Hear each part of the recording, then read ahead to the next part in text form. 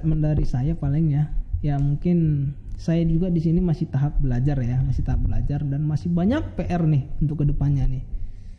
Bagi saya sih yang namanya usaha pasti bakal ada aja jalannya gitu. Pasti akan ada jalannya, cuman memang kita harus yakin dan terus berdoa dan terus berusaha. Insya Allah kedepannya usaha sih akan jalan. Paling itu memang semuanya yang namanya usaha harus tetap ikhtiar dan berusaha. Yang paling penting itu kita tetap harus berusaha, berdoa. Ada momentumnya. Tinggal menunggu momentumnya. Yang penting kita siapkan dari sekarang. Benar. BSB and Action. Assalamualaikum warahmatullahi wabarakatuh. Halo Sobat Dakara TV semuanya. Kembali lagi kita dalam acara bicara soal bisnis. Nah, seperti biasa kita selalu mendatangkan narasumber yang tentunya bergelut di bidang bisnis, entah itu reseller, distributor, owner, apa segala macam, dan mempunyai track record, entah itu selama mahasiswa dan segala macamnya, punya hal-hal yang bisa kita bilang dibanggakan lah gitu kan. Kenapa dia bisa sampai di titik ini, sejarahnya, perjalanannya lah gitu kan. Itu yang pengen kita ketahui bersama-sama. Nah, narasumber kita kali ini tentunya seorang penggiat wirausaha juga. Mungkin biar nggak lama-lama penasaran, langsung aja nih kita sambut Bang Tarmizi. Selamat siang Bang. Siang. Gimana kabarnya Bang? Alhamdulillah baik Mas Bang. Waduh, kalau senyumnya lebar biasanya cashnya lagi bagus nih kayaknya nih. Nggak tahu lah Mas Bang, mudah-mudahan lah. Oke, mungkin untuk pertama bisa kenalan dulu nih Bang sama teman-teman Dakara TV. Nama Abang siapa? Mungkin sedikit cerita tentang selama masa kuliah. Oke. Aslinya dari mana? Siap Mas. Oke, sebelumnya perkenalkan sore hari ini ya. Selamat sore nih ya. Udah asar. Ya, sebelumnya perkenalkan nama saya Muhammad Tarmizi Tahir Siregar. Ada Siregar nih sama kayak owner Dakarnya sendiri. Wah. Ya, asli dari Padang Sidimpuan, Sumatera Utara. Oh. Dulunya saya mahasiswa IPB itu angkatan 50. Angkatan 50. 2000 masuk 2013 2014. Ya, betul Mas. 2013 2014. Jadi tamat di tahun 2018 kemarin. 2018 3 tahun 4 tahun yang lalu lah ya. Dan setelah tamat dari situ alhamdulillah diterima kerja lah. Diterima kerja di salah satu perusahaan yang bergerak di bidang kehutanan. Kan saya dulu dari manajemen hutan ya, dari manajemen hutan.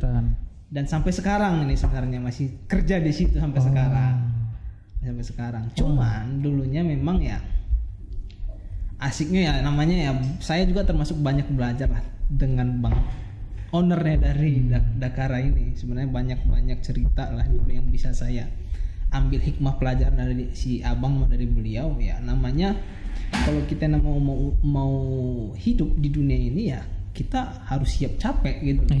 Jadi jangan hanya terfokus di satu kegiatan aja. Ambil semua kegiatan asalkan itu berbentuk dalam cuan juga katanya. Kayak saya alhamdulillah semenjak dulu tamat kita sama teman-teman coba untuk, walaupun sudah kerja, kita mencoba untuk berusaha kecil-kecilan. Jadi kita ada 3 orang, kita sama-sama dari Sidimpuan semua, dari teman-teman dari kampung semua, yang sekolah yang mahasiswa dulu di IPB. Kita coba untuk buat usaha kecil-kecilan dulunya sampai detik ini. Cuman sekarang udah pisah-pisah, jadi sekarang ya udah buat usaha masing-masing lah gitu ceritanya. Sekilas ceritanya aja dulunya. Gitu. Kalau saya lihat nih dari gaya bicara Abang nih kayaknya salah satu mahasiswa yang aktif berorganisasi gitu ya. Kalau boleh mungkin spill sedikit nih, selama jadi mahasiswa itu apa aja organisasi Abang gitu. Sebenarnya kalau dibilang aktif, bukan aktif juga ya. Cuman ya alhamdulillah dulu saya pernah diberi dari teman-teman, diberi kepercayaan dari teman-teman jadi salah satu ketua umum lah ya, ketua umum Ikatan Mahasiswa. Ya tepatnya dulu namanya Ketua Umum Ikatan Mahasiswa Tapanuli Selatan. IMA Tapsel. IMA Tapsel. Salah satu ini termasuk owner dari Dakara itu salah satu ini saya ya, senior sana ya, mentor senior lah ya. di Matapsel Bogor. Cuman di samping itu saya juga ada beberapa kegiatan-kegiatan, maksudnya dipercaya jadi ikut-ikut mulai dari kegiatan ada namanya Silva Indonesia. Silva Indonesia itu salah satu kayak wadah teman-teman mahasiswa kehutanan seluruh Indonesia. Cuman saya di bagian cabangnya itu IPB. Oh, delegasi dari IPB. Jadi dulu kita dipercaya, saya sendiri dipercaya sebagai salah satu jadi kadif. Istilahnya kan kepala departemen ya, kepala divisi dulu. Kastrat dulu namanya, Kajian Strategi Kehutanan Nasional gitu kan. Mantap. Namanya divisinya namanya keren ya. Jadi ya dulunya kita mencoba mengkaji-kaji kegiatan-kegiatan atau isu-isu lah ya di bidang kehutanan. Jadi dulu saya dipercaya dulu itu. Cuman ya berjalan 1 tahun dan dari situ ya alhamdulillah banyak belajar. Sempat delegasi pernah ke Bengkulu, pernah juga dulu ke Malang. Salah satu perwakilan dari IPB lah ya, dari mahasiswa kehutanan IPB untuk ada kegiatan-kegiatan nasional mahasiswa kehutanan seluruh Indonesia. Berarti dari mahasiswa udah jalan-jalan juga Bang ya ke Malang. Alhamdulillah enaknya tuh. Alhamdulillah dulu dengan mahasiswa alhamdulillah ya ke Bengkulu dibayarin, ke Malang dibayarin. Alhamdulillah itu enaknya dulunya. Asik banget. Asiknya itu banget. Berkesempatan keliling-keliling. Benar ya. Ya itulah memang kalau ada pilihan untuk bisa aktif itu ya ada aja jalan gitu. Cuman ya jujur dengan aktifnya dulu begitu, malah kuliah yang saya hancur-hancuran. Ya memang kan kalau bahasa manajemennya opportunity cost. Ada yang harus kita ya kan saya jujur. Sampai saya sebenarnya agak merasa sedikit menyesal lah ya. Tapi ya itu namanya nggak perlu dah disesalin. Cuman agak merasa ya IPK saya lumayan kecil gitu. Karena mungkin banyak kegiatan sana sini untuk kuliah malah nggak fokus jadinya. Iya. Cuman kan kalau dalam bisnis IPK itu hanya angka. Oke. Ilmu dan pengalaman gitu ya, kan. Abang IPK segitu tapi udah keliling-keliling kan itu udah asik. Alhamdulillah. Daripada yang cuman kuliah pulang IPK-nya 4 tapi ditanya kamu tahu Malang nggak? Nggak tahu gitu kan. Kadang saat interview kerja juga diperhatikan gitu kan, nggak cuma IPK doang. Oke. Sekarang kita masuk ke usaha nih. Nah tadi abang udah bilang pernah bikin usaha sama 3 orang teman. Nah itu usahanya bisa apa itu Bang? Oke. Ini cerita dulu lah ya. Jadi saya dulu sama teman satu angkatan. Satu itu saya sendiri dari manajemen hutan. Satu ada namanya Yopi Rindali Harahap, beliau dari TMB. Baru satu lagi ada Sani dari SIL. Jadi kita bertiga ini ya teman kompak lah. Ya teman saya dulu waktu mengurus Imatapsel termasuk mengurus organisasi kedaerahan dulunya. Jadi setelah kita tamat di tahun 2017 kan sidang, 2017 akhir kita sidang. Di 2018 kita mencoba tuh, udah sama-sama kerja. Kita mencoba ya dulu pengen ada usaha sampingan. Ada usaah sampingan. Dulu tepatnya tuh ide yang pertama kali muncul itu mainnya di lele. Oh lele. Itu budidaya Pak? Budidaya. Kita langsung budidaya. Alhamdulillah waktu itu ya termasuk yang memberi kita kesempatan termasuk ownernya dari Dakara ini sendiri. Jadi beliau punya ada lahan, ada kolam. Jadi ya beliau bilang ya udah kalian maksimalkan aja deh katanya. Gitu ya. Kalian maksimalkan aja. Kalian gunain lah mau ngapain. Pokoknya di sini ada kolam abang, mau kalian pakai. Pokoknya ya kalian rawatin lah, kalian pelihara ininya semua kolam-kolam dan fasilitasnya. Jadi waktu itu kita cuman jalan sekitar 4 bulan, nggak nyampe 6 bulan deh. Kita cuma berjalan 4-5 bulan untuk usaha itu. Ya kita dengan PD, ya kita namanya nggak ada, tiga-tiga nggak ada dari perikanan nih. Iya, kehutanan 2, kehutanan 1 tekpang, 1 lagi SIL. Nggak ada yang dari perikanan. Cuman kita memberanikan diri. Kita memberanikan diri, PT kekumpul uang.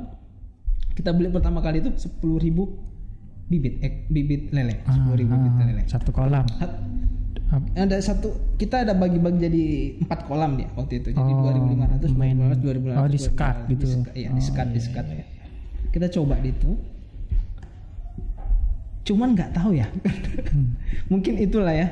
Kita coba selama 2-3 bulan itu, alhamdulillah di bulan pertama kita semangat dengan orientasi ada perhitungannya semua kan. Nanti hasilnya sekian nih. Wah, bagi-bagi hasilnya nanti sekian, udah kelihatan tuh angka-angkanya duluan ya. Cuman di dalam perjalanannya nggak maksimal Mas. Nggak maksimal Mas Nova. Jadi kita tabur sebanyak 10.000 benih. mungkin hasilnya cuma 1.000 ekor.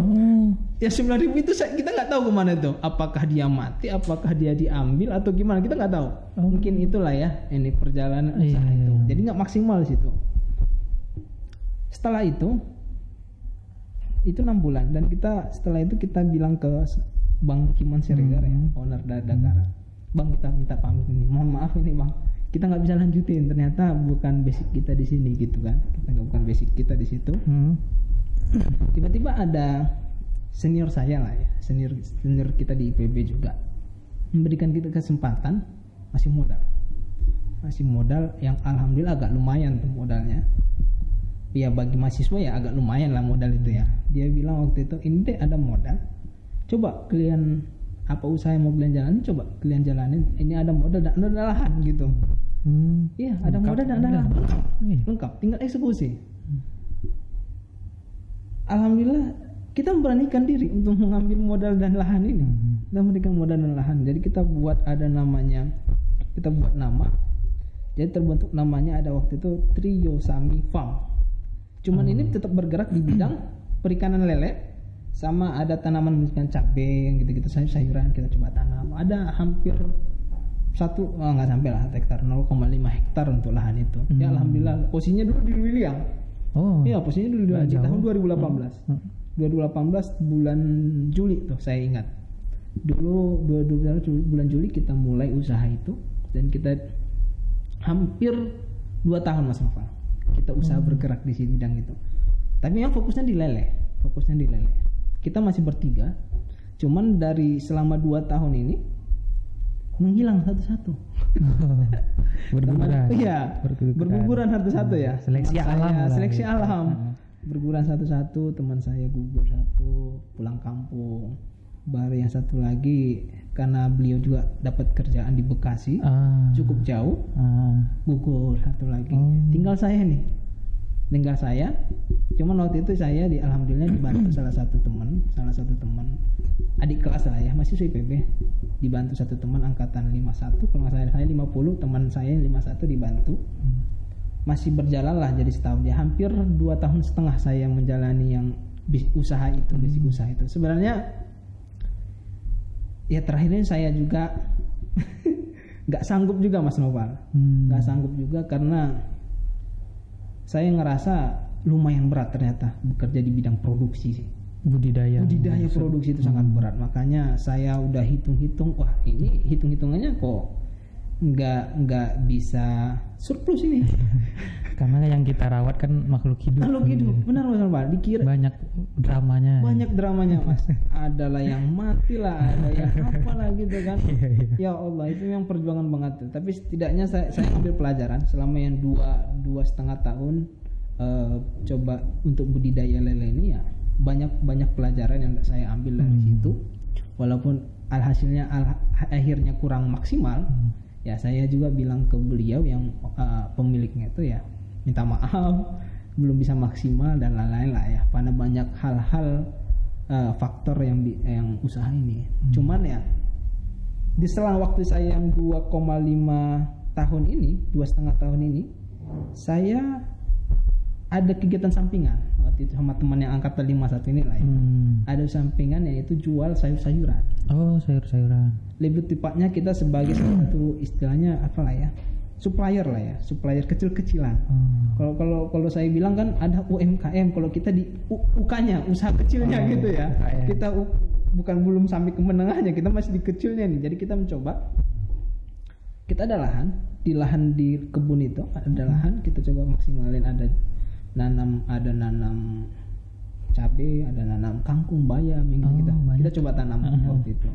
Dan dari situ alhamdulillah malah yang sekarang sampai detik ini itu yang memberanikan saya tetap usaha kecil-kecil sampai sekarang, bukan malah di lelenya kan udah habis nih. Cuman yang sekarang yang fokusnya sekarang di usaha sayur-sayuran ini, bukan lagi di lelenya. Tapi tepatnya saya sekarang ini sebagai salah satu ya agen lah ya istilahnya ya. Jadi saya nitipin benih ke sekarang ini saya nitipin benih-benih untuk petani-petani, nanti hasilnya saya ambil sekarang. Untuk saat ini gitu. Alhamdulillah sudah berjalan 1,5 tahun lah ya. 1,5 tahun. Berarti dari 2019. 2020 lah terbilang 2020 ya? pertengahan, Oh, 2020 pertengahan sampai detik ini gitu. Alhamdulillah yang kelihatan malah di situ, bukan di budidaya lelenya. Oh. Padahal budidaya lele saya udah lama lah ya. 2,5 tahun budidaya di Luwiliang, saya 2,5 tahun di Bank. Berarti ada 3 tahun juga ya. Di Bang Kiman hampir 6 bulan dulu saya itu. Coba usaha lele sama teman. Cuman ya saya nggak tahu, banyak faktor lah ya di lele. Cuman alhamdulillah sekarang ya di sayuran ini agak mendingan lah dibanding kemarin lele. Gitu Mas Nopal. Nah gini, usaha Abang yang 2 nih tadi kan masih seputar pertanian tuh. Benar. Nah kenapa Abang masih pengen banget untuk usaha di sektor pertanian? Kenapa nggak coba yang lain kayak kan kemarin 2020 awal itu orang lagi heboh jualan masker apa segala macam. Nah kenapa Abang pengen fokus di sana gitu? Iya. Usaha pertanian. Betul. Saya sebenarnya nggak tahu kenapa. Cuman gini Mas Nopal. Saya coba pelajarin juga selama ini. Saya pernah jualan baju, Cuman saya nggak tahu. Maksudnya nggak tahu dalam halnya saya nggak bisa ngejual barang itu gitu loh. Mau saya tawarin ke siapa agak ya orang nolak gitu. Saya udah mencoba itu. Gitu. Cuman nggak tahu ya di usaha pertanian ini, pangan lah istilahnya. Di pangan ini alhamdulillah malah selama pandemi kemarin alhamdulillah kan banyak orang pada takut. Jadi kita cuma datang ke rumah, orang pada welcome, kita terima loh. Kak ini ada barang ini, ada sayuran ini, ada ini. Orang pada welcome yang gitu. Gitu. Cuman kalau saya udah pernah jual baju nggak kelihatan. Baju nggak kelihatan, apa dulu ya saya jalani lagi. Jual intinya kalau di bidang-bidang yang lain saya belum kelihatan cuannya gitu. Cuman di bidang pertanian ini alhamdulillah masih kelihatan. Mungkin karena memang selama ini teman-teman saya masih banyak kenalan lah ya. Banyak kenalan teman-teman yang bergerak pertanian, makanya ya alhamdulillah udah agak sedikit tahu di mana lubang-lubang untuk celah-celah untuk kita masuk lah, celahnya masuk ini Mas Nopal, gitu Mas Nopal. Yang sayuran sekarang ini di mana lokasinya Bang? Untuk sayuran sekarang ini tepatnya kan kita mainnya di kacang-kacangan ya sebenarnya, kacang edamame. Edamame. Iya, ini tahu. Kacang sebenarnya dia jenisnya kacang kedelai. Cuman dia memang udah jenis yang beda lagi sebenarnya. Maksudnya dia kacangnya lebih besar dan beda lah sama yang kedelai dan lain-lain. Dan rasanya lebih manis kalau kacang edamame ini kan. Jadi kacang edamame ini kalau saya sendiri ada nanam di, kita kan sistem mitra. Jadi mitra itu dalam maksudnya kita nitip beli ke petani, nanti hasilnya kita beli. Jadi selama ini udah ada di Luwisadeng Luwiliang. Ada yang di Cimande Sukabumi, ada yang di Dramaga juga di sini di Kampung Petir. Di belakang Kampung Petir. Ada beberapa mitra-mitra yang coba kita titip benih. Tapi alhamdulillah memang kebanyakan ada juga di Lido Puncak. Lido Puncak. Jadi memang lumayan jauh, tapi ya namanya usaha ya nggak apa-apa banyak masa. Cuman saya juga lagi mencoba untuk mengajak masyarakat, mitra-mitra ya, petani-petani, mana tahu nanti mungkin ada setelah nonton Dakara TV ini ya, mungkin mana tahu nanti ada petani-petani yang lain. Kita coba lagi merangkul petani-petani yang lain yang mau menanam ini gitu. Karena sebenarnya ini tanaman yang masih jarang. Bukan pangan utama sebenarnya. Dia hanya dalam bentuk cemilan aja untuk tambah-tambahan aja sebenarnya. Bukan seperti beras, bukan seperti cabai yang itu utama kan, itu di dapur utama. Kalau ini hanya cemilan aja. Jadi sebenarnya tanaman ini masih jarang ditanam petani-petani kita. Jadi makanya sekarang ini memang agak masih susah untuk mengajak masyarakat atau petani-petani karena mereka belum tahu nih ini tanaman mau dijual ke siapa, apakah ada penampungnya atau gimana. Padahal sebenarnya ini peluangnya ekspornya gila-gilaan untuk tanaman edamame ini. Untuk tanaman ini gila-gilaan ekspornya. Cuman memang untuk di Indonesia belum terlalu belum terlalu kelihatan gitu. Memang kan saya sekitar 2019 itu pernah ditawarin megang edamame sama teman saya itu, dia udah bisnis edamame juga. Lahannya itu di mana ya, dekat MT Farm sana, saya lupa nama lokasinya. Nah itu memang kendala dia memang salah satunya bibit ini, karena kan kalau dari dia saya dapat informasi bahwa memang edamame ini masih belum diakui sama Indonesia karena masih belum jelas peruntukannya kayak yang mau bilang tadi. Dan apakah ini tanaman aman dikonsumsi atau gimana gitu kan. Nah, dari abang sendiri itu gimana pendapat abang tentang edamame itu sendiri? Edamame ini ya, kalau dibilang tadi dengan Mas Novel, ini tanaman yang aman, maksudnya ini makanan sehat malah sebenarnya. Sehat, ya. Jadi kebanyakan yang konsumsinya ini ibu-ibu hamil, ibu-ibu yang mau diet, itu makanan-makanan sehat. Jadi makanya kalau kita di kemasan kita ada untuk ini adalah cemilan sehat gitu loh. Jadi kita untuk bungkusnya kan kita edamamen gitu, nanti di bawahnya ada cemilan sehat. Gitu. Memang peruntukannya memang untuk orang makanan sehat, bukan makanan bukan makanan berat, bukan makanan apa. Jadi ini cemilan sehat yang untuk peruntukannya tadi, gitu. Iya, oke. Memang sayangnya abang nggak bawa produknya. Kalau bisa kita lihatin tadi sama teman-teman. Soalnya ini kan produk-produk yang butuh edukasi khusus gitu. Teman kita juga bilang ya. Ya, betul. Okay. Tadi saya bawa kemasannya gitu produknya. Mungkin abang ada Instagram atau apa? Ada. Ada Instagram. Nanti coba saya kasih. Nanti kita taruh di deskripsi kalau penasaran dengan edamame itu apa sih, mungkin ada bisa nanti kita siap. Nah, edamame memang menarik sih. Itu salah satu tanaman yang banyak.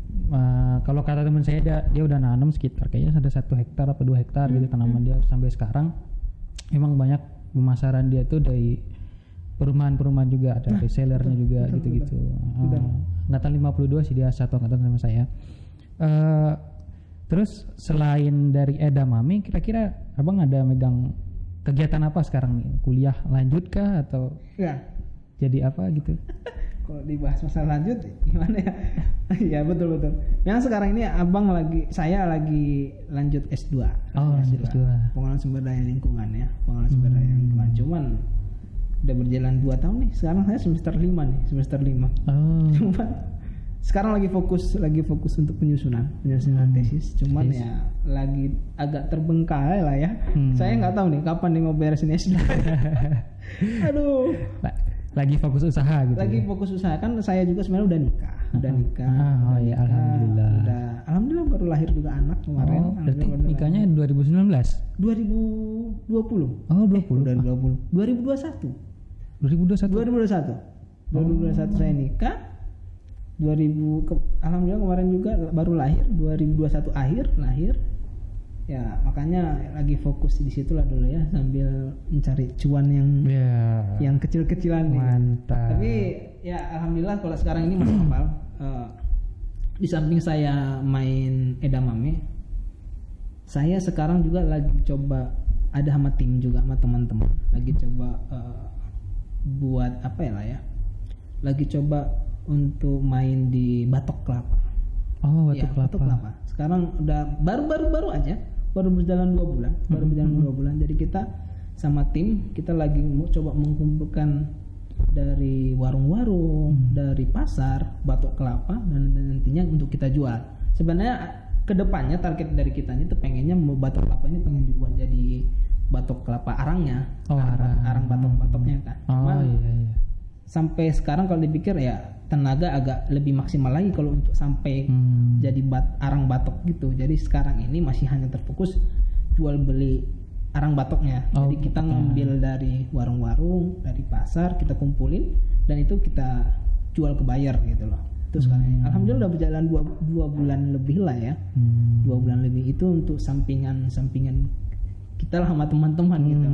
Kita ada, jadi saya di edamame dan sayur-sayuran ada timnya juga beda, dan saya sama batok ini juga ada timnya gitu.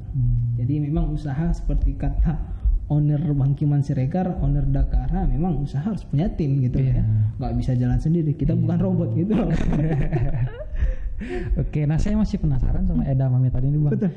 Abang pernah nggak sih baca jurnal atau bikin riset sendiri barangkali edamame ini manfaatnya untuk apa sih Bang? Apakah ada khusus mungkin untuk menyembuhkan penyakit tertentu atau apa gitu? Kalau untuk sampai baca-baca secara jurnal gitu, saya sendiri belum terlalu ini ya, kemarin belum terlalu banyak sih baca-baca jurnal gitu. Cuman ya kembali lagi tadi Mas Noval, saya ada beberapa baca ya, khasiat dari edamame ini ya, termasuk tadi untuk orang yang diet. Jadi memang dia mengurangi untuk karbo ya. Jadi dia cemilannya itu orang-orang yang diet. Baru yang kedua ya untuk makanan orang yang lagi ibu menyusui. Bagus untuk ibu menyusui. Iya, benar. Dan sampai sekarang ini saya ada reseller saya, bukan reseller ya. Saya nge-supply ke PT, ke PT. PT ini bergerak di bidang pangan, buat pembuatan bubur untuk anak bayi.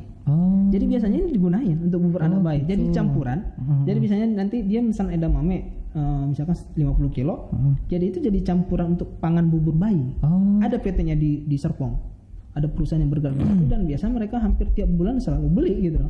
Beli. Ya saya tanya-tanya memang manfaatnya untuk anak-anak bayi itu banyak. Cuman memang nggak tahu ya. Memang tapi di satu sisi memang ada, kalau terlalu banyak juga makan ini kadang untuk orang tua lah ya tepatnya. Kadang bisa sakit apa ya namanya. Iya. Ya kalau asam urat yang gitu. Kalau sesuatu yang berlebihan kan berlebihan benar. Makanya kadang di ibu-ibu reseller kita kadang banyak yang komplain. Mas ini kemarin ada konsumen saya baru makan 2 kilo. 2 asam kilo. uratnya naik langsung. Kacau juga itu. Memang kalau produk-produk edukasi itu kita benar. Butuh knowledge yang lebih untuk menjualnya. Memang PR-nya di situ sih. Iya, ketimbang kalau kita jual minuman yang udah biasa atau produk-produk ya ginilah, produk-produk yang udah umum di pasaran itu kan lebih gampang harusnya gitu kan Bang. Nah, berarti Abang udah usaha pertanian itu dari 2018. Nah, dari 18 sampai sekarang 2019 akhir ada Covid. Nah, gimana kok Abang bisa bertahan sampai sekarang? Pengen masih usaha itu gitu. Jadi 2000 kan saya 2018 perkiraan di bulan Maret itu 2018 bulan Maret saya dan teman-teman coba usaha lele yang tadi ya di 2020 ya. Covid tahun berapa? 2020 masuk Indonesianya April kalau nggak salah, Maret apa April gitu. Benar 2020. Jadi memang saya nggak tahu ya, mungkin saya dan teman-teman kan masih belajar di waktu itu, dan memang untuk kebutuhan yang namanya kebutuhan pangan, pertanian pangan, malah orang zaman Covid itu pandemi itu nggak terlalu goyang-goyang banget, dan secara statistik juga kan iya bagus harusnya ya. Usaha yang paling aman itu di waktu pandemi itu ya itu pangan, orang yang bergerak di bidang pangan. Makanya saya juga termasuk di tahun 2020 pas itu kan itu Jakarta kan, saya kerja di Jakarta, di Jabodetabek lah ya, Jakarta. Kantor kan itu WFH tuh hampir 4 bulan tuh, dari bulan Maret ke bulan 6 gitu kalau nggak salah, hampir 3 bulan tuh. Alhamdulillah selama WFH kemarin saya fokusnya jadi fokus usaha lele itu kemarin kan, lele sama sayur-sayuran lain. Malah saya melihat di bulan itu, di pandemi itu, dari bulan Maret, April, Mei itu permintaan banyak banget Mas. Betul. Sampai yang dari Bekasi untuk lele ya, sampai dari Bekasi, teman-teman di pasar-pasar, mulai dari pasar Lulia, pasar mana, banyak permintaan yang harusnya misalkan mesan 1 ton bisa jadi 2 ton gitu loh, untuk lele aja di sektor lele. Makanya ya itu mungkin pandemi itu apanya ya, alhamdulillah kemarin di zaman pandemi ya gitu. Cuman memang kan kita kemarin untuk diproduksi belum maksimal gitu, makanya kita juga nggak bisa mengikuti permintaan mereka, kita nggak bisa maksimalin permintaan mereka gitu. Padahal permintaannya banyak tuh. Banyak Mas Noval. Jadi malah orang bilang usaha kita lagi down nih, usaha kita lagi nggak bagus nih zaman pandemi. Kalau saya bilang malah bisnis pangan itu lagi menggiurkan di zaman itu. Gitu betul. Ya. Pangan, pertanian, sayur-sayuran itu alhamdulillah masih lumayan Mas Noval zaman itu. Dan memang untuk menyikapinya, memang salah satu menyikapinya caranya ya kemarin ya, kita harus door ke door dulunya. Oh. Salah satunya itu memang ke perumahan langsung. Ke perumahan langsung. Reseller kita kan coba masuknya kita dulu coba langsung ke perumahan-perumahan, ibu-ibu reseller di komplek-komplek, baru kita masuk ke toko-toko frozen, kita masuk ke warung-warung sayur. Kita harus door ke door, memang harus berani jemput bola. Ya. Kalau kita cuman diam aja, kita juga susah juga Mas Noval. Jadi kemarin alhamdulillah ya terbantunya sedikit gitu. Kita coba memberanikan diri, kita coba buat di kita kan mainnya di sosial media ya. Karena sosial media, alhamdulillah satu persatu reseller ada gitu. Mas, boleh dianterin nggak? Sekian kilo lele, sekian kilo cabai gitu loh. Dulu ada tuh, sering sampai ya mulai dari yang kecil-kecil itu sampai sekarang alhamdulillah komunikasi dengan reseller itu masih terbangun. Walaupun sekarang lele nggak ada, alhamdulillah di sektor sayur-sayuran mulai dari jagung manis, cabai dan edamame fokus kitanya, alhamdulillah makin banyak gitu. Mas Novan, alhamdulillah lah ya. Jadi kalau saya bilang orang di zaman pandemi banyak lagi down, kalau saya alhamdulillah itu malah memacu saya kemarin untuk lebih giat lagi kemarin gitu Mas Novan. Oke. Menarik, memang pejuang usaha pertanian itu ya, apalagi kita memelihara makhluk hidup itu emang luar biasa sekali Bang ya. Nah ini saya mau nanya tentang manajemen nih. Kan Abang juga kerja terus usaha dari lele pindah ke edamame segala macam. Nah itu gimana cara Abang memanage waktu antara mungkin kuliah, kerja, bisnis ada 3. Iya betul. Jadi memang sekarang ya, kalau saya bilang sih fokusnya ada 2 sekarang. 2 di samping kuliah ya. Kuliah masih saya samping saat ini. Ya. Cuman memang ya kedepannya dan harapan memang dari semua keluarga, orang tua juga termasuk orang tua ya, tetap mendorong saya biar S2 ini beres gitu. Cuman ya saya bilang yang fokus saya memang saat ini masih 2, kerja sama usaha sampingan ini. Kalau saya sendiri untuk bagaimana mengatur waktu, gimana ya? Saya sih dari dulunya udah mencoba untuk belajar yang namanya belajar mengatur waktu itu ya. Hal-hal kecil itu coba saya maksimalin. Mulai dari apa yang misalkan hal-hal yang kecil. Jadi kita nggak boleh ketinggalan sedikit pun. Nggak ada waktu celah untuk berleha-leha gitu maksud sayanya. Jadi misalkan ada kepentingan untuk ngurus edamame, saya curi-curi waktu gitu Mas. Jadi misalkan kan saya Senin sampai Sabtu kan masih Senin sampai Jumat masih kerja nih. Untuk sayur saya berani bangun jam 4 subuh. Masih berani bangun jam 4 subuh demi mencuri waktu.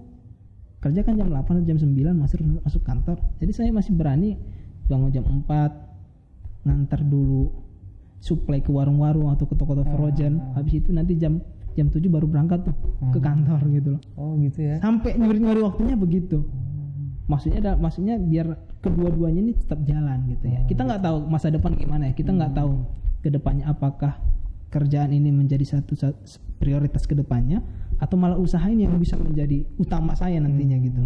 Jadi saya memang saat ini lagi mencoba mencuri-curi waktu antara membagi waktu kerjaan sama usaha. Cuman memang kebanyakan kalau Senin sampai Jumat masih dibantu sama teman saya. Teman saya kan ada 2 orang yang di edamame, jadi mereka yang bantu suplai ke sana kemari, mulai dari packing, mulai dari distribusi. Cuman kalau nanti di hari Sabtu sama Minggu biasanya saya full time.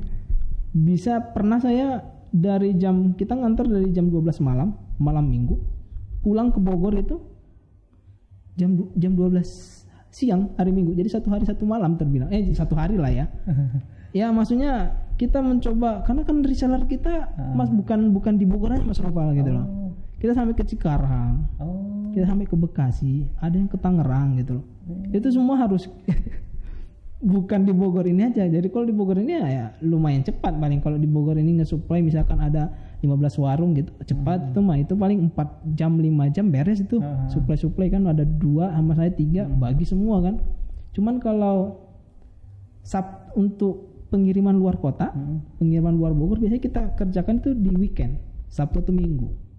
Jadi biasanya kalau hari Sabtu atau Minggu biasanya kita harus ke Cikarang, ke Tangerang, untuk bawa edamame ini. Karena kita gimana ya, kita sifatnya memanjakan reseller kita gitu. Jangan reseller kita sampai sakit hati, nggak susah. Udah ngumpulin PO gitu kan, udah ngumpulin PO misalkan ada 300 kilo gitu kan, nggak dikirim gitu, barang kan sedih juga gitu. Makanya kita mencoba melayanin customer kita, reseller kita ya begitu Mas.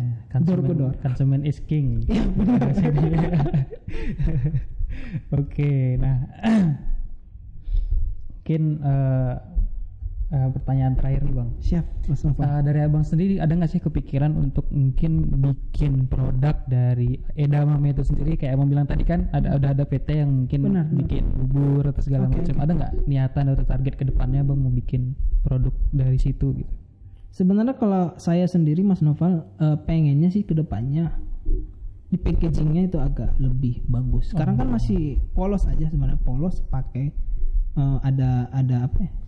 Pakai tempel, tetap ada mereknya juga kan. Cuman memang masih konvensional lah saya bilang, masih konvensional banget gitu kan. Cuman nanti saya pengennya kedepannya ada packaging yang lebih menarik, biar edamame ini bisa kita supply ke langsung masuk supermarket besar gitu loh. Sekarang ini kan reseller kita kan masih pasar-pasar kecil-kecilan saya bilang. Masih hanya sebatas toko-toko frozen kecil-kecilan, warung sayur kecil-kecilan gitu. Ibu-ibu reseller di komplek-komplek gitu kan. Itu kan masih kecil-kecilan semua. Cuman harapan saya nanti ke depannya ini mulai dari packagingnya, mulai dari sortirannya itu harus lebih rapi untuk ke depannya.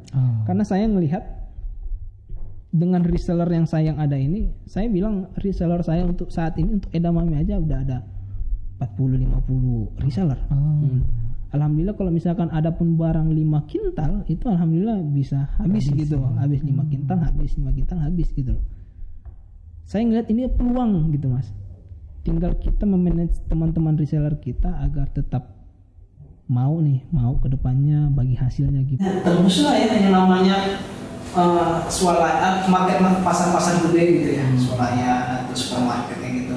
Karena kalau saya lihat kalau kita bisa langsung tembus ke supermarket itu marginnya lebih gede lagi dibandingkan kita harus masuk ke ibu-ibu reseller. Karena mungkin kalau kita masuk ke langsung supermarket mungkin bisa marginnya 2-3 kali lipat dari yang bisa harusnya segitu. Mantap lah. Semoga lancar lah Bang. Alhamdulillah, insyaallah amin. Pejuang wirausaha ini Masya Allah sekali kan. Amin, kalau kata hadis itu kan salah satu pintu rezeki paling banyak itu dari wirausaha. Benar, dari berdagang. Yes, semoga kita sukses. Amin ya rabbal alamin. Mungkin Abang bisa nyampaikan closing statement lah. Mungkin untuk teman-teman UMKM atau untuk teman-teman yang lagi berusaha juga di bidang pertanian atau apapun itu. Silakan untuk ke teman-teman. Ya. Untuk closing statement dari saya paling ya mungkin saya juga di sini masih tahap belajar dan masih banyak PR nih untuk kedepannya nih. Bagi saya sih yang namanya usaha pasti bakal ada aja jalannya gitu. Pasti akan ada jalannya, cuman memang kita harus yakin dan terus berdoa dan terus berusaha. Insya Allah kedepannya usaha sih akan jalan. Paling itu memang semuanya yang namanya usaha harus tetap ikhtiar dan berusaha. Yang paling penting itu kita tetap harus berusaha, berdoa. Ada momentumnya. Tinggal menunggu momentumnya. Yang penting kita siapkan dari sekarang. Benar, kita siapkan dari sekarang gitu. Oke, terima kasih nih Bang. Sama-sama. Sudah menyempatkan hadir di Dakara TV. Masya Allah sekali. Pengusaha edamame. Wah, ini memang sesuatu yang unik ya gitu ya. Betul. Edamame. Wah, ini jadi pengen beli nih edamame ini gimana sih? Iya. Penasaran gitu. Bisa dibeli nanti kalau saya bawa akan. Oh, siap. Oke, teman-teman Dakara TV, bagi yang masih penasaran nih nanti dengan edamame-nya, nanti di deskripsi di bawah kita siapkan linknya. Yang pengen tanya-tanya langsung ke Bang Tarmizi boleh. Nah, apalagi mungkin yang butuh nih, saya yakin sih edamame ini karena salah satu produk pertanian yang langka, mungkin sudah ada yang punya usaha bisa kolaborasi dengan Bang Tarmizi itu ya, mudah-mudahan Dakara TV ini jadi jalan pembuka. Amin. Gitu ya. Amin. Oke, mungkin sekian dari kita. Terima kasih sudah menonton YouTube channel Dakara TV. Jangan lupa like, comment, share, and subscribe. Sampai jumpa di episode selanjutnya. Dadah. Setia Dakara TV, Dapatkan terus informasi seputar pendidikan, bisnis UMKM IKN, serta energi dan lingkungan. Dapatkan terus notifikasi dari YouTube channel Dakara TV. Jangan lupa subscribe, like, comment, and share YouTube channel ini.